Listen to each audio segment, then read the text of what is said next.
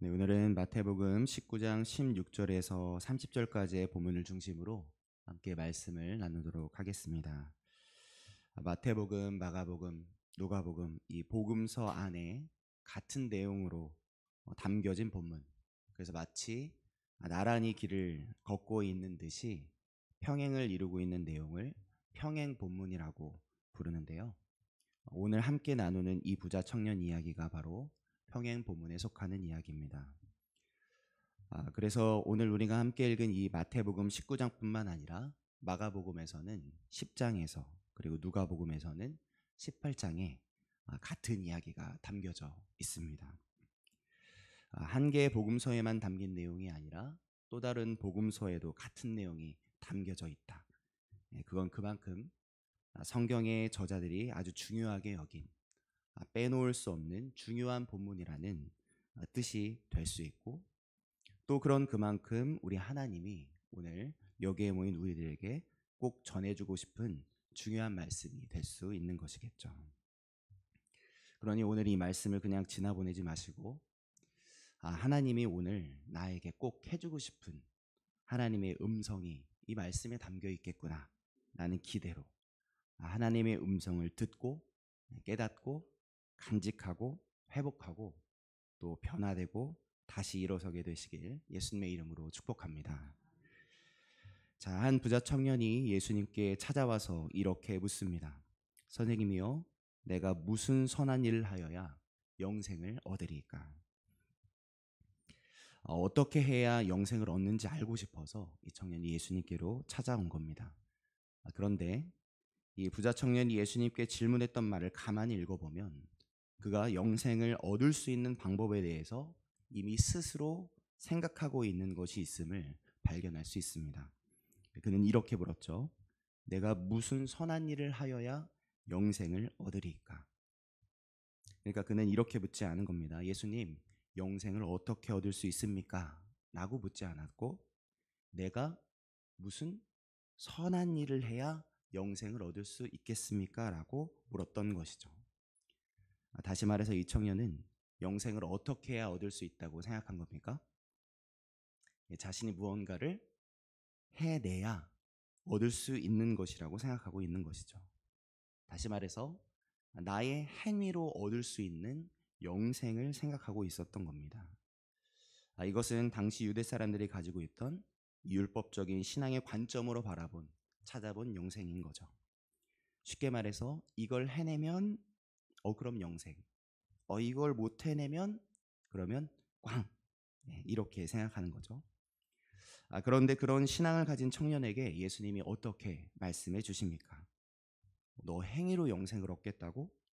그거 틀린 질문이야 라고 하지 않으시고, 이 청년이 가지고 있던 율법주의적인 신앙, 그가 가지고 있었던 신앙의 고정관념에 맞춰서 이렇게 대답해 주시죠.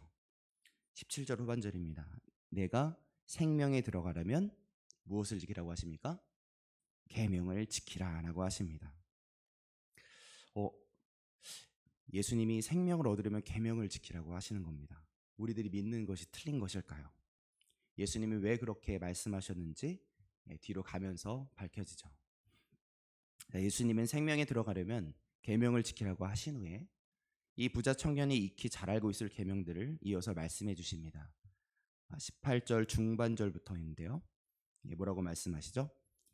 살인하지 말라, 간음하지 말라, 도둑질하지 말라, 거짓 증언하지 말라, 내 부모를 공경하라, 내 이웃을 내 자신과 같이 사랑하라 하신 것이라 말씀하십니다. 예수님의 이 계명을 들은 청년은 이어서 놀라운 대답을 하죠. 우리 20절을 청년의 대답을 함께 읽어보도록 하겠습니다. 20절입니다. 그 청년이 이르되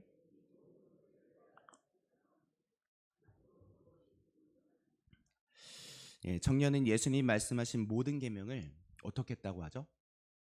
지켰다고, 다 지켰다고 말합니다.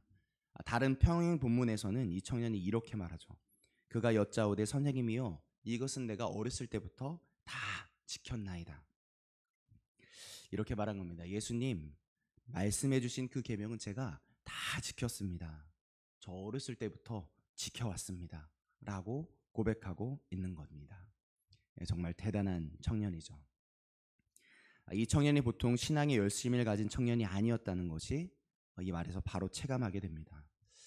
사실 우리들은 보통 이렇지 않습니까? 우리는 내 부모를 공경하라 이 말씀이 들려오면 그렇지, 맞지, 부모를 공경해야지. 근데 그게 잘 안 되는 걸 어떡해? 라는 생각이 들고, 또 우리는 거짓 증언하지 말라 이 한 말씀에 나도 거짓말 안 하고 싶은데 어떻게 거짓말 안 하고 살아 싶고, 또 내 이웃을 내 자신과 같이 사랑하라 한 말씀에 저렇게 설교하는 목사님 자기는 사랑하면서 그렇게 살아가면서 사랑하라고 하는 거 맞아? 어디 사랑하는 게 쉬워? 사랑하고 싶어도 안 받아주는 걸 어떡해? 마음이 드는 것이 사실 당연하잖아요. 그런데 이 청년은 예수님 앞에서 정말 거리낌 없이 당당하게 고백하고 있는 겁니다. 그 모든 것을 내가 다 지켰습니다 라고 고백하는 것이죠. 정말 장난 아닌 고백인 겁니다. 사실 이 청년이 보통이 아니로구나 싶었던 것은 그가 예수님께 처음 나와 물었던 질문부터 사실 의미심장한 질문이었죠. 그가 예수님께 한 질문은 보통 청년이 할 수 있는 질문이 아니었습니다. 청년이 영생이라는 단어를 꺼내다녀. 만약 여기 성경에서 청년이 우리가 생각하는 청년의 나이와 비슷하다면 영생이라는 단어 자체를 떠올린 것이 정말 신기한 겁니다. 보통 우리가 생각하는 청년들이 혹시 예수님을 만나게 된다면 무엇을 예수님께 물었겠습니까? 분명 이런 질문이 아니었을까요? 예수님 만나 뵐 수 있어서 너무 좋습니다. 저 궁금한 게 있습니다. 저 결혼은 할 수 있는 거죠? 네.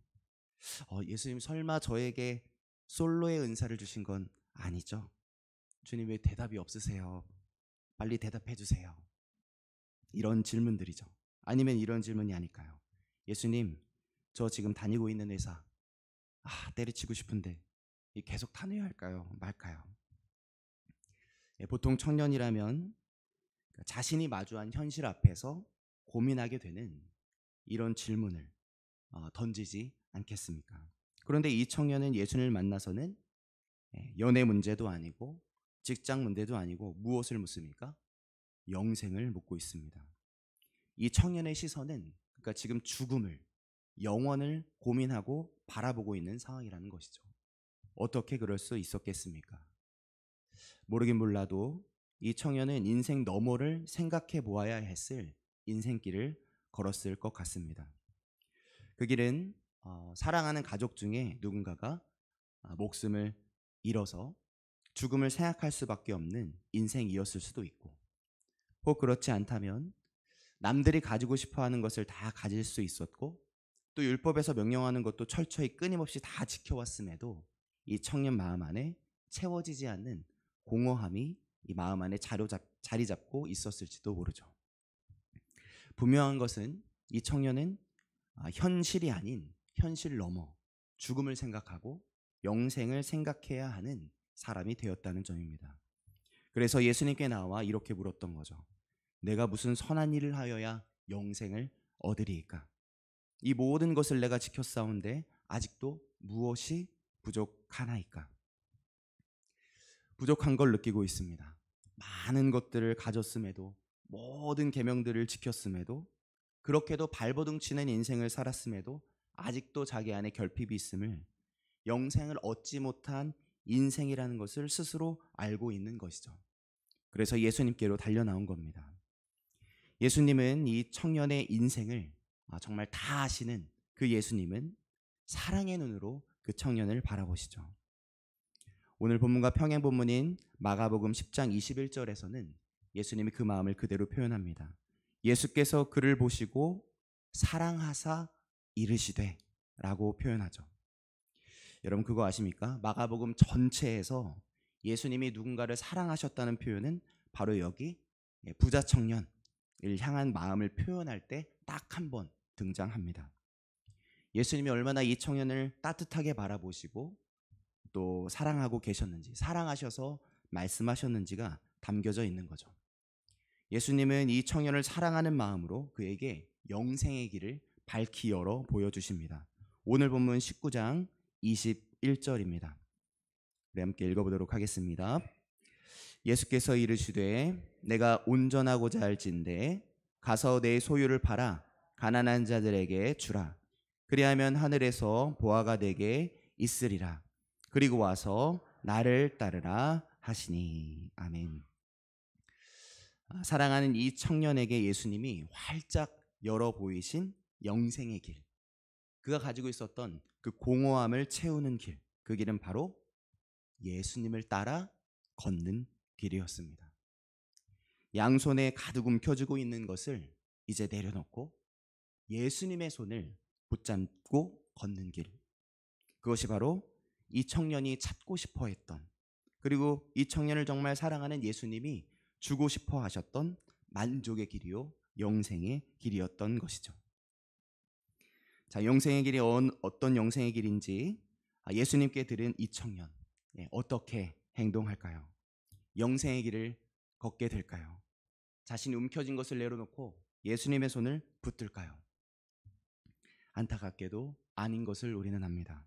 이 청년은 그 영생의 길, 밝히 열어주신 그 영생의 길을 선택하지 않죠. 22절에 보니까 이렇게 말합니다. 그 청년이 재물이 많음으로 이 말씀을 듣고 근심하며 가니라. 예수님은 나를 따라오라 하셨는데 이 청년은 따라가지 않고 멀어집니다. 예수님은 사랑하심으로 나랑 손잡고 함께 가자 하는데 이 청년은 예수님이 내민 손으로부터 뒷걸음질 칩니다. 왜 그럴까요? 자기 양손에 움켜쥐고 있던 많은 재물을 놓을 수가 없었기 때문입니다.